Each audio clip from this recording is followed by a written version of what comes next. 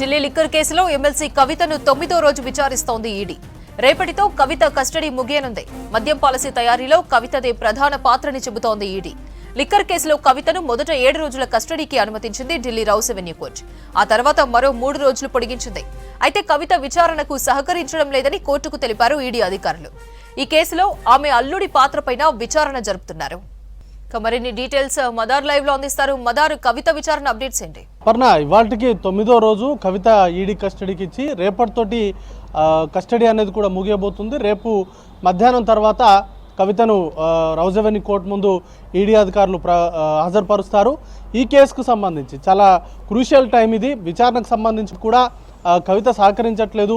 ఆమె కుటుంబ సభ్యులకు సంబంధించిన వ్యాపార లావాదేవీలకు సంబంధించినటువంటి వివరాలు ఏవి కూడా చెప్పడం లేదు. వాటికి సంబంధించి నాకేమీ తెలియదు అంటూ కూడా ఆమె జవాబులు దాటవేస్తున్నారు అనేటువంటి అంశాన్ని ఈడీ అధికారులు సిబిఐ ప్రత్యేక న్యాయస్థానం ముందు ఉంచారు. ఈ కేసుకు సంబంధించి ఆమె భర్త తరపు కుటుంబ సభ్యులకు సంబంధించిన లావాదేవీలు, వ్యాపారాలకు సంబంధించిన లావాదేవీలపైనే ఈడీ అధికారులు ఫోకస్ చేశారు. దానిలో భాగంగా ఆమె మేనల్లుడు అయినటువంటి శరణ్ సంబంధించినటువంటి పాత్రపైనే కీలకంగా వ్యవహరించబోతుంది.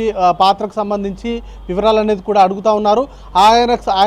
ఆయన త్రూ సమీర్ మహేంద్రు ద్వారా కొన్ని పెట్టుబడులు అనేది కూడా చేశారు అనేది ప్రధాన ఆరోపణ. ఈ నేపథ్యంలోనే మొన్న ఈడీ కస్టడీ కోరుతున్నటువంటి సమయంలో ఈడీ అధికారులు సమీర్ మహేంద్రుతో కలిపి కన్ఫ్రంటేషన్ ద్వారా ఆమెను విచారణ చేయాలని కూడా వారు అడిగారు. ఈడీ అధికారులు కోర్టును అడిగారు. దానిలో భాగంగానే 5 రోజుల కస్టడీ అడిగితే 3 రోజుల పాటు కస్టడీకి అనుమతి ఇచ్చారు. ఈ 3 రోజుల్లో కూడా ఈ వ్యవహారాలపైనే ముఖ్యంగా డబ్బులకు సంబంధించి, ముడుపులకు సంబంధించి 100 కోట్ల రూపాయలు చేతులు మారడము, దాంట్లో కీలకంగా వ్యవహరించినటువంటి సమీర్ మహేంద్రుతోటి కవిత జరిపినటువంటి మీటింగ్స్ కావచ్చు, లేకపోతే ఆయనతో జరిపినటువంటి సంభాషణలు కావచ్చు, వీటన్నింటిపైన కూడా ఈడీ ఫోకస్ చేసింది. అయితే సమీర్ మహేంద్రను పిలిచి కన్ఫ్రంటేషన్తో విచారణ జరిపారా లేదా అనే దానిపైన రేపు కోర్టు ముందు హాజరుపరిచిన తర్వాత ఒక క్లారిటీ అయితే వస్తుంది. ఎందుకంటే ప్రధాన ఆరోపణలు ఆమ్ ఆద్మీ పార్టీ జాతీయ కన్వీనర్ అరవింద్ కేజ్రీవాల్ అలాగే కవిత పాత్రపైనే ఎక్కువగా ఉన్నాయి. ఈ ఇద్దరి సూచనల మేరకే ఈ వ్యవహారంలో డబ్బులు అనేది కూడా చేతులు మారాయి. ఇటు చెన్నై నుంచి సుమారు 25 కోట్ల రూపాయలు నేను ఆమ్ ఆద్మీ పార్టీకి అందజేశానంటూ కూడా ఇప్పటికే అప్రూవర్గా మారినటువంటి బాగుంట రాఘవ ప్రకటించారు. ఆ తర్వాత ఇచ్చినటువంటి స్టేట్మెంట్ని కన్ఫర్మ్ చేస్తూ ఆయన తండ్రి కూడా ఆయన కొడుకు ఇచ్చినటువంటి స్టేట్మెంట్ కన్ఫర్మ్ చేశారు.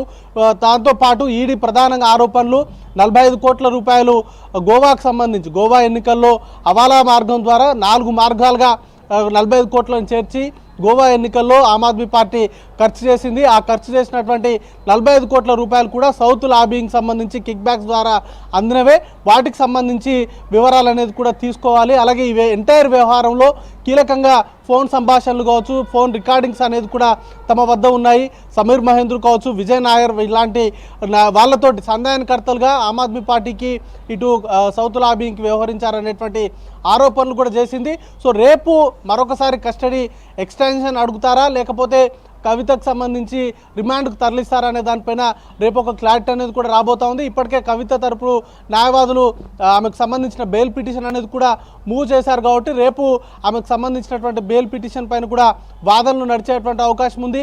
మహిళ అలాగే 2 మైనర్ పిల్లలు ఉన్నారు అనేటువంటి కోణంలో తనకు బెయిల్ మంజూరు చేయాల్సిందిగా ఇప్పటికే ఒకసారి సుప్రీంకోర్టులో ఆమె తరపు న్యాయవాదులు అభ్యర్థించారు. అయినప్పటికీ ట్రయల్ కోర్టుకు వెళ్లాల్సిందిగా ఆమె తరపు న్యాయవాదులకు సుప్రీంకోర్టు సూచించింది. ఈ నేపథ్యంలోనే మొన్న రౌస్ అవెన్యూ కోర్టు ముందు బెయిల్ పిటిషన్ అనేది కూడా అప్లై చేశారు. బెయిల్ పిటిషన్ను రౌస్ అవెన్యూ కోర్టు కూడా అనుమతించింది. దానికి నోటీసులు ఇచ్చేందుకు మాత్రం నిరాకరించింది. రేపు ఆ బెయిల్ పిటిషన్ పైన విచారణ సందర్భంగా ఈడీ అధికారులకు నోటీసులు ఇస్తారా లేకపోతే బెయిల్ వస్తుందా, ఆమెను రిమాండ్కు తరలిస్తారా, ఈ 3 క్వశ్చన్స్కు రేపు మధ్యాహ్నం తర్వాత పూర్తి స్థాయిలో క్లారిటీ అనేది కూడా రాబోతా ఉంది. మనకున్నటువంటి సమాచారం మేరకు ఈడీ అధికారులు మరోసారి కస్టడీని ఎక్స్టెన్షన్ చేయాల్సిందిగా కోరేటువంటి అవకాశాలు ఉన్నట్టుగా తెలుస్తూ ఉన్నాయి. ఎందుకంటే ఈ కస్టడీలోనే ఈడీ కస్టడీలోనే అరవింద్ కేజ్రీవాల్ కూడా ఉన్నారు కాబట్టి ఇద్దరిని కన్ఫ్రంటేషన్తో విధానంతో విచారించాలని కూడా కోరేటువంటి అవకాశం ఉన్నట్టుగా తెలుస్తూ ఉంది. అపర్ణ.